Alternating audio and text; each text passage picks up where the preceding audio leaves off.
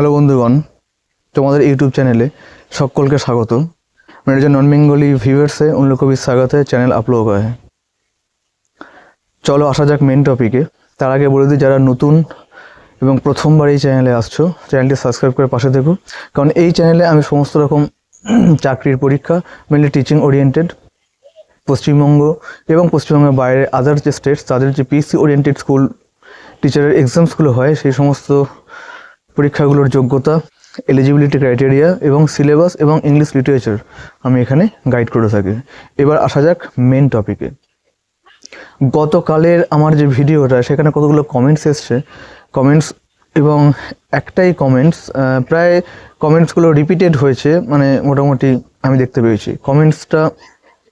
কমেন্টসগুলো নিয়ে আমি কিছু বলতে চাই তোমাদের উদ্দেশ্যে। সেটা হচ্ছে, দেখো, কমেন্টসগুলো আমি ইনভ্যালিড বলছি না, আমি অ্যাকসেপ্ট করে নিয়েছি, আমি মেনে নিয়েছি। তোমরা যেটা তোমাদের পয়েন্ট অফ ভিউ থেকে তোমরা বলেছো এটাই যে আমি চ্যানেলে নেগেটিভ একটা ভাইব দিচ্ছি বা ডিমোটিভেট বা ডিমোরালাইজ করছি, কারণ সিচুয়েশন সবাই সবটা জানে। ঠিক আছে, এটা অ্যাকসেপ্টেড, মেনে নিলাম। হ্যাঁ, সবাই আমরা সবটা জানি, নতুন কিছু কথা আমি বলছি না, ভালো কথা, অ্যাকসেপ্টেড। এইবার দেখো, আমি তো নেগেটিভ কথা বলছি না, যেটা রিয়েলিটি, যেটা সিচুয়েশন আমি সেটাকে জাস্ট তুলে ধরছি, কিন্তু এটা বলছি না যে এটাই আলটিমেটাম বা এর বাইরে কিছু হবে না বা এটাই চলতে থাকবে। আমি নেগেটিভ কথা বলছি মানে সিচুয়েশনটা, রিয়েলিটিটা বলছি, কিন্তু বলে এটা নয়। আমি ওয়ে আউটটাও কিন্তু বলছি যে এইভাবে জিনিসটা চলতে পারে না, এর একটা জাস্টিফিকেশন দরকার রয়েছে, অবশ্যই দরকার রয়েছে। এবং সেটা আমি কালকে বলেছি, আমি আজও বলছি এবং এটা বলতেই থাকবো যে দেখো, জিনিসটা বা প্যানেলটা যেভাবে হচ্ছে, আমি এর বিরোধিতা করছি না, আমি চাইছি রেকটিফিকেশন। খুব সোজা কথা, আমি সোজাভাবেই বলছি, আমার ছোটো মাথায় এটুকুনি ঢোকে। এবার প্যানেলের বিষয়ে কালকে দু একজন কমেন্ট করেছে যে প্যানেল অলরেডি কারেক্ট হয়ে গেছে, কারেকশন হয়েছে, এই প্যানেল বাতিল হবে না। দেখো, প্যানেল বাতিল হবে সেটা তো আমি কখনো বলছি না যে প্যানেলটা, আমি বলছি প্যানেলটার ভ্যালিডিটি, বাতিল বা থাকবে না সেটা কিন্তু ইস্যু না। ইস্যু হচ্ছে প্যানেলটা রেকটিফাইড ওয়েতে হোক। এটা আমি আবারও বললাম আজকে এই মুহূর্তে, ঠিক আছে, আমি এইটা মিন করছি।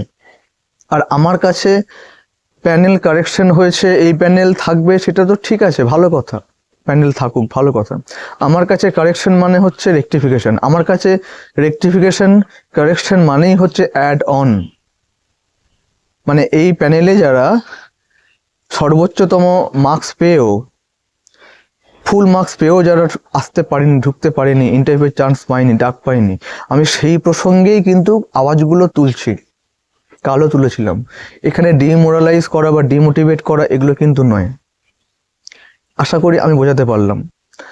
পরের পয়েন্ট হচ্ছে, তোমরা অনেকেই কমেন্ট করেছো, দু একজন খুব হোপলেস হয়ে পড়েছো তোমরা সবাই। হোপলেসনেস ব্যাপারটা খুব স্বাভাবিক, এই মুহূর্তে খুব ক্রিটিক্যাল, অভিশপ্ত একটা মুহূর্ত বা সময় আমরা চলছি। কিন্তু আমি এই বিষয়ে একটা কথাই বলতে চাই যে ডোন্ট বি হোপলেস। ফ্রাস্ট্রেটেড হয়ে লাভ নেই, সব আশা এখনো মরে যায়নি, আছে। আমি আবারও বলছি যে যারা ফ্রেশার্স, বঞ্চিত, যোগ্য ক্যান্ডিডেট, তাদের কিন্তু সুবর্ণ সুযোগ আসতে চলেছে। একটু সময় লাগবে, খুব বেশি না, একটু সময় লাগবে। আমি আবারও বলছি যে ফ্রেশার্সের জন্য, যারা বঞ্চিত এবং যোগ্য, এই 60-এ 60, 59, 58, 57 পেয়ে যারা বসে আছে, একাডেমিকে 8 কি 10 এরকম, আমি বলছি সুবর্ণ সুযোগ আসতে চলেছে। একটু ধৈর্য এবং অপেক্ষা আমাদের করতে হবে। পরের পয়েন্ট হচ্ছে যে 2026 মানে এই সালে প্রচুর কিন্তু সুযোগ আসতে চলেছে। তোমরা নিজেদেরকে প্রমাণ করার জন্য অনেক অপরচুনিটি পাবে। আমি দায়িত্ব নিয়ে বলছি যে এই 2026-এ টিচিং ওরিয়েন্টেড কিন্তু প্রচুর এক্সাম হতে চলেছে পশ্চিমবঙ্গ এবং পশ্চিমবঙ্গের বাইরে। আমি অন্য পরীক্ষাগুলো মিন করছি, এখানে সেন্ট্রাল গভর্নমেন্টের যে এক্সামসগুলো হয় তোমরা জানো, সেই পরীক্ষাগুলো এই 2026-এ প্রচুর কিন্তু ভ্যাকেন্সি আউট হতে চলেছে এবং সেগুলো বেরোবে। তাই একটা পরীক্ষার ওপরে নিজেদেরকে জাজ করে এই জায়গাটা, এই পয়েন্টে স্টিকি থেকে নিজেদের যোগ্যতাটা, মানে যোগ্যতার নিয়ে প্রশ্ন তোলা বা কোয়েশ্চেন মার্ক ক্রিয়েট করার মতো কিন্তু সিচুয়েশন এখনো আসেনি। এটা যেন আর না আসে। কালকে দু একটা হোপলেস কমেন্ট আমি পেয়েছি, খুবই বুঝতে পারছি মানে যন্ত্রণা, জ্বালা বা ফ্রাস্ট্রেশন। কিন্তু আমি বলছি যে 2026 সালটা কিন্তু নিজেদেরকে প্রমাণ করার জন্য কিন্তু গোল্ডেন অপরচুনিটি কিন্তু আসতে চলেছে। তোমরা জাস্ট প্রিপেয়ার থেকো, নিজেদেরকে তৈরি করো, এই সময়টা হেলায় হারিও না। আমাদের রাজ্যে পশ্চিমবঙ্গের কথা বলতে গেলে আমি একটা কথাই বলবো, এবং সেটা হচ্ছে যে জানুয়ারি মাসেই কিন্তু আসতে চলেছে PSC assistant teacher and madam. আমি বেশ কয়েকটা ভিডিওতে বলেছি, আবারও বলছি আজকে। এবং স্কুল সাব ইন্সপেক্টর আমি গতকালও বলেছি, আজও বলছি, এই মাসেই বেরোবে। ঠিক আছে, এসএসসি আপার টেট ভ্যাকেন্সি 21,000। ঠিক আছে, এটা এই মাসে বেরোনোর চান্স খুব ক্ষীণ, দেরি হবে, কিন্তু বেরোবে। এগুলো গেল।